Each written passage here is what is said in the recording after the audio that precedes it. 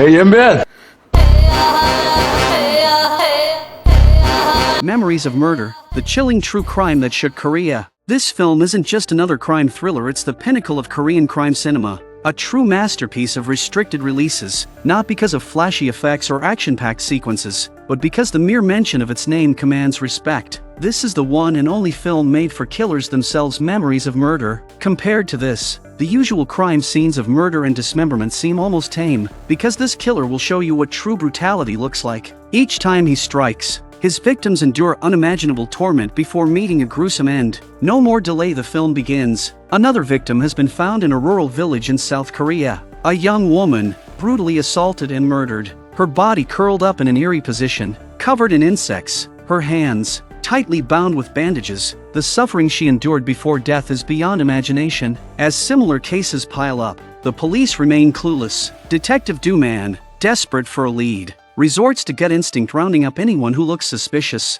Tough-looking guys, shifty-eyed men if they seem dangerous. They're brought in for questioning, but after interrogating dozens, there's still no solid lead. Yet Do-man is convinced the killer is among them, but no matter how hard they chase, the killer always stays ahead. Soon, another victim turns up killed in the exact same way. Hands bound behind her back, head covered with her own underwear, and assaulted before death. And once again, the police find nothing. Their only clue, a footprint, is destroyed when a villager unknowingly drives a tractor over it. Exhausted, Do-man returns home, where his wife Seo-young shares the latest town gossip. She tells him about Baek Kwang-ho, a mentally challenged young man who had been seen following the latest victim, Lee Hyang-suk. Even more alarming, on the night of her murder, an elderly woman swears she saw Baek stalking her. Hearing this, Do-man is stunned. Without hesitation, he rushes to the arcade, finds Baek Kwang-ho, and brings him in for questioning. Desperate for a suspect, Do-man and his team decide to set up Baek Kwang-ho,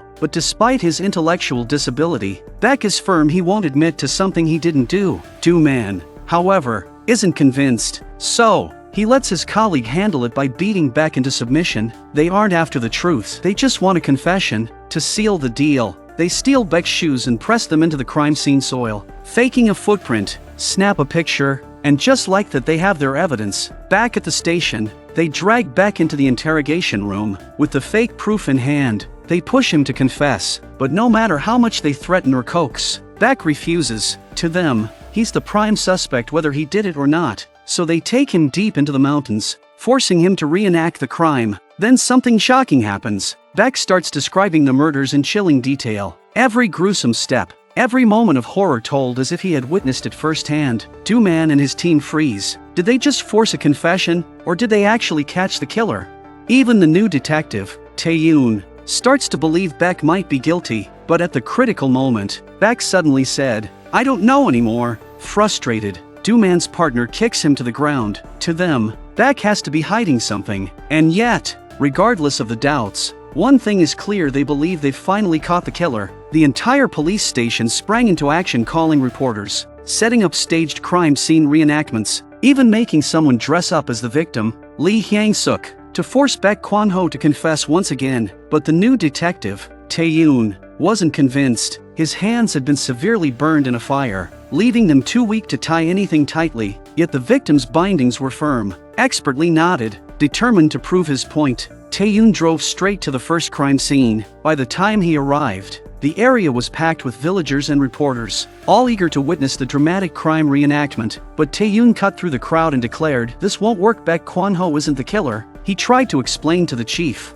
but the man refused to listen. After all, the case had been dragging on for over 6 months. The chief just wanted it closed, so they kicked Tae-yoon out. But just as Do-man and his team were about to force Baek to relive the crime, Baek's father arrived. Seeing his son falsely accused and beaten into a confession, he erupted in fury, demanding justice. The gathered reporters, sensing a scandal, rushed to cover the story. Panicked, the police had no choice but to release Baek. They had no real evidence. Even the so-called shoeprint proof was exposed as fabricated. All they had was Baek's confession. Yet Do-man and his men were baffled. Baek had described the crimes in perfect detail. Then he must be the killer. So why did the prosecutor still order his release? Tae-yoon was there the whole time and heard everything clearly. However, he assumed that Do-man had coached Baek Kwang-ho beforehand. After all, in this station, Forced confessions were nothing new. Determined to find the real truth, Tae-yoon spent the night digging through case files. By morning, he had a theory. Holding his research in hand, he gathered the chief, Do-man, and the other officers, leading them to a crime scene, and then, he laid it out. The killer only struck on rainy nights. Every victim was a woman wearing red. He had even plotted the crime scenes on a map, showing a clear pattern. Give me just 2 days, and I'll find the missing person who hasn't been discovered yet. The chief, seeing logic in the pattern, agreed. Because he believed Tae-yoon's reasoning was logical and well-founded, the chief assigned him 2 teams to see if he could find the missing person within 2 days. And sure enough, Tae-yoon was right. The police soon discovered a brutalized corpse in a dense reed field, but the victim had been dead for months, leaving behind little usable evidence. The only clue? A dried trace of male bodily fluid. Unfortunately, it had degraded over time, making it impossible to analyze the blood type. Still, there was no doubt this was the work of the same killer. The method of murder, the way the body was wrapped, it all matched the previous victims. So, the team decided to set a trap. If the killer only struck on rainy nights and targeted women in red, they would use that pattern against him. Without hesitation, they put their plan into action. The station's only female officer dressed in red and walked alone at night in the rain, acting as bait. Meanwhile, Do-man and his partners secretly patrolled, keeping a close watch on her every move to ensure her safety. But while the police were setting their trap, in a quiet home, a woman hung up the phone, getting ready to pick up her husband from work. As she walked alone along a narrow rural path, a strange sense of fear crept over her. She felt something was wrong and quickened her pace. Rustling sounds from the tall grass, the thick reeds swayed, shrouding the darkness beyond. Her breath quickened, her pulse pounded. She ran, but it was already too late.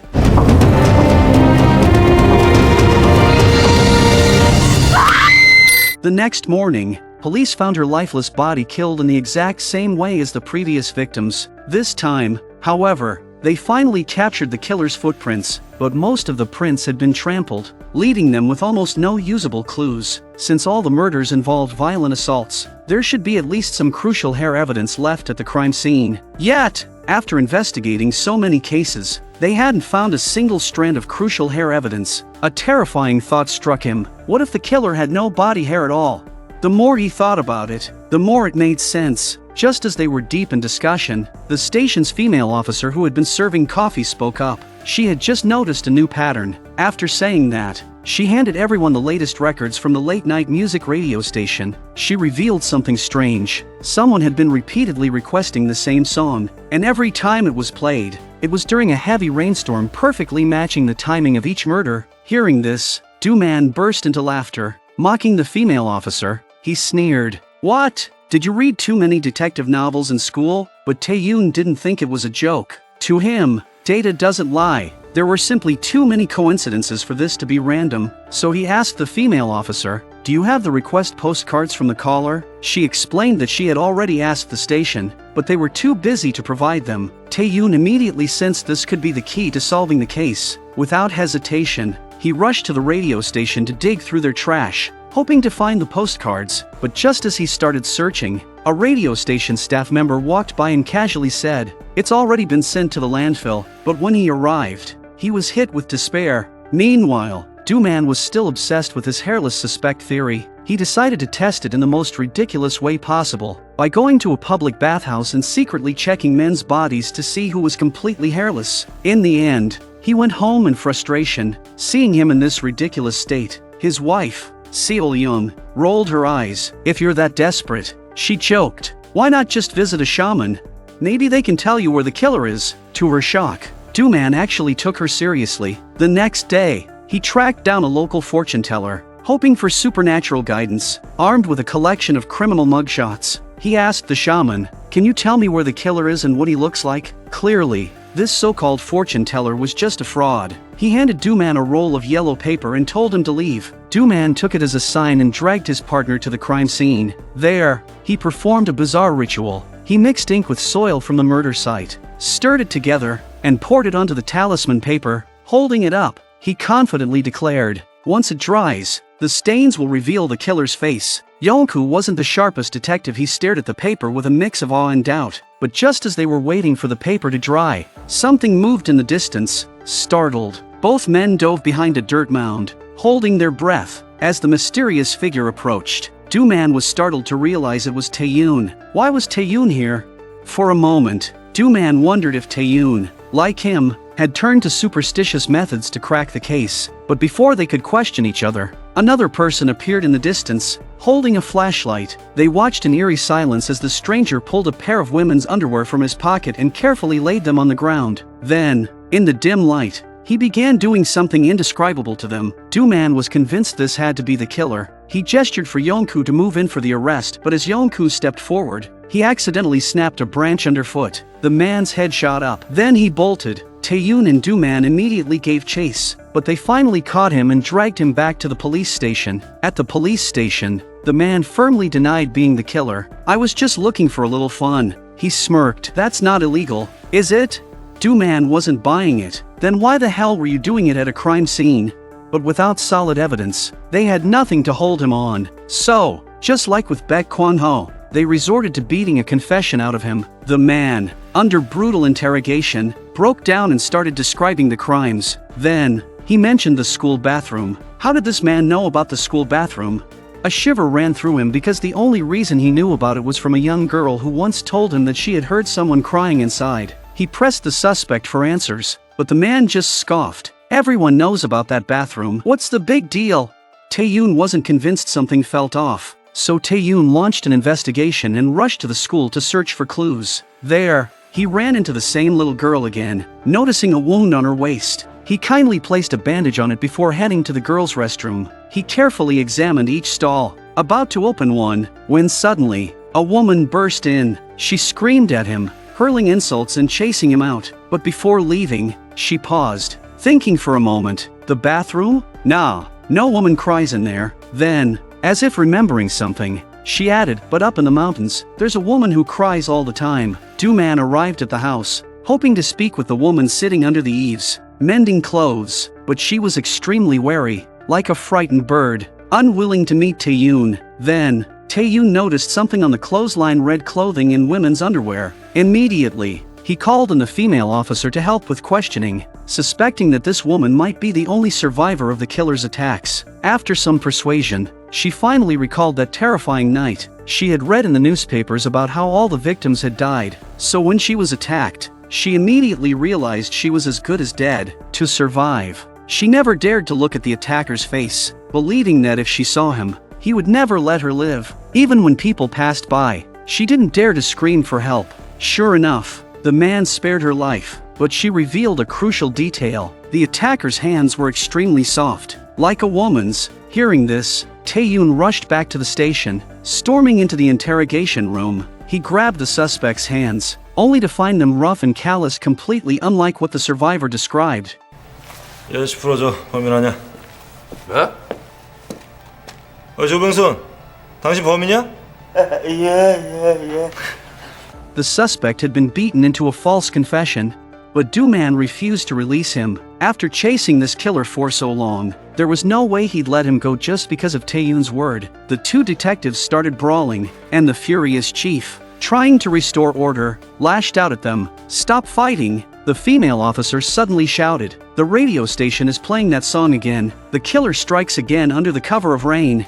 Tae-yoon rushed to the window. It had started raining. Panic spread through the room. The chief immediately deployed 2 teams, while the female officer called the radio station to retrieve the request postcards. They were already too late. At dawn, villagers found a body. When the police arrived at the scene, the victim's body was exposed. A horrifying sight. On the way back to the station, everyone remained silent. Each night the case remained unsolved. Another life was lost. They were desperate to catch the killer, but this time, the forensic team found something shocking. Inside the victim's body, they discovered 9 pieces of peach flesh in a peach pit. At that moment, Do-man finally realized Tae-yoon was right. Searching case files for suspects who merely looked like the killer was a complete waste of time. Just then, the forensic investigator rushed in with urgent news: the radio station had found a song request postcard. Following the address on the postcard, the detectives rushed to the suspect's residence, but the place was empty. Luckily, the landlord revealed that the man might still be at work in a nearby factory. Without wasting a second, Do-man and Tae-yoon raced to the factory,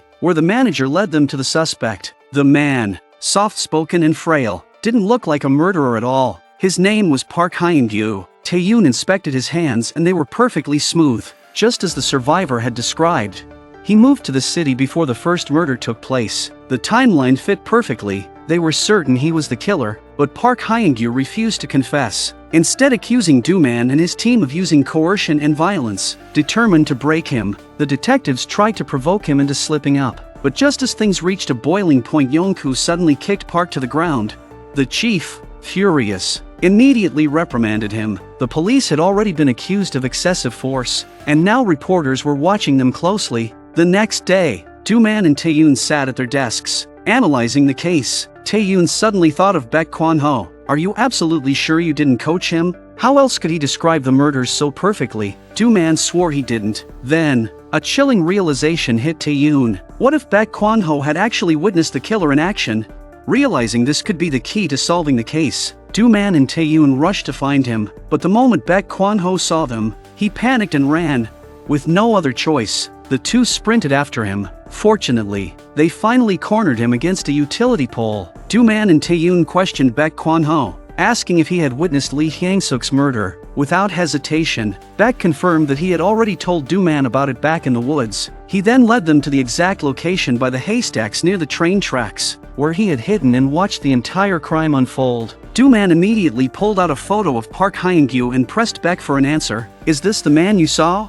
However, the moment Baek saw the picture, he suddenly froze and refused to respond. Overwhelmed by fear, his mind completely shut down, making it impossible for him to think clearly. Frustrated, Tae-yoon lost control and slapped Baek across the face, demanding an answer. But before Baek could say anything, his father arrived with two men, assuming that the detectives were abusing him again. In the chaos, Baek broke free and ran. Do-man immediately gave chase, but as Baek reached the railway tracks, he suddenly stopped running and began screaming uncontrollably. Before anyone could react, a train came rushing through, instantly crushing him to death. Do-man stood there in shock, unable to process what had just happened. Meanwhile, the police had detained Park Hyun-gyu for over 3 days but still had no concrete evidence to hold him, forcing them to release him. Just as they let him go, the forensics team arrived with urgent news they had found DNA evidence on the latest victim. However, South Korea did not yet have the technology for DNA profiling, so they had to send the samples to the United States and wait for the results. While they waited,